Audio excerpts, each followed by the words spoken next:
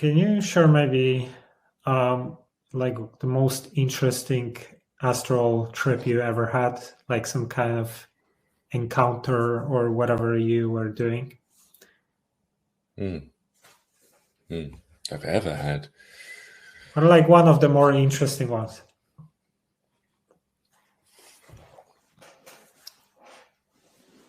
There's one that I haven't talked about yet. I've been meaning to put it on my YouTube channel. It happened probably about 4 months ago now. Maybe 5 months. I wanted to, well, my audience has been telling me to look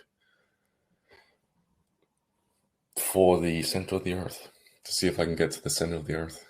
And I was like, I've never tried. I mean, I've tried other things. I've tried getting to the bottom of the ocean, but it's kind of terrifying. You don't realize how scary that is until you're free floating through darkness for a while. And so I was like, sure, I'll try this out. And so I leave my body at the time I'm sleeping on the floor, just because I find it easier. When you have a toddler in the bed, she tends to kick you quite a bit. And with work, I needed to make sure I got some sleep.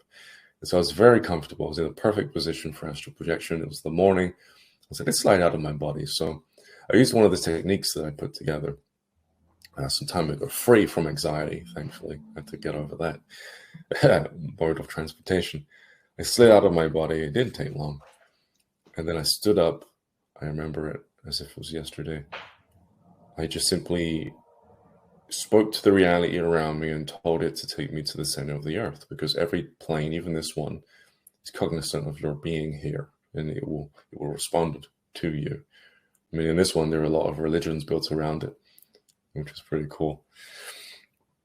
And so, I mean, people would call it God. Sometimes people call it the universe. It's the mind behind everything, and it doesn't change when you get into another dimension. It's just another version of that mind there. And so I would tell it. I learned over time, you need to speak to this in order to get to certain places pretty fast. It's also a good idea to get to people pretty quickly. You ever seen those TikTok videos where the camera moves like this, and then they move as well, and then they go into the floor, and then it comes up the other way, and they're in a different environment? The exact same thing happened. The exact same thing. I feel I was going to hit the floor. I was like, maybe not, this is the astral realm. And so I actually went through the floor, ended up coming up, free falling out of the sky, really fast, kind of spinning. And I had to take notes for the audience. What am I looking at? I was looking at the terrain. It's kind of like Dragon Ball Z, where they had the mountains with patches of grass on top.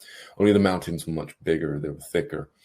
There were almost like mechanical lines etched into the mountains. These mountains were freaking enormous. It was weird. I feel like an ant in comparison. And yet these lines were miles thick. God knows how many miles, all the way up to the top of the mountain from the very ground, almost like a machine had flown out of there and destroyed it a little bit, marking the mountains on the way out of the atmosphere. As I'm falling, I see what I just described, and I also see a pyramid.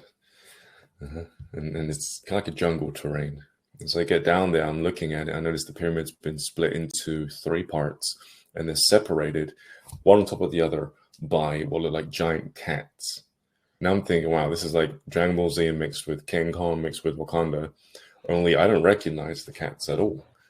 I've never seen a species like this before.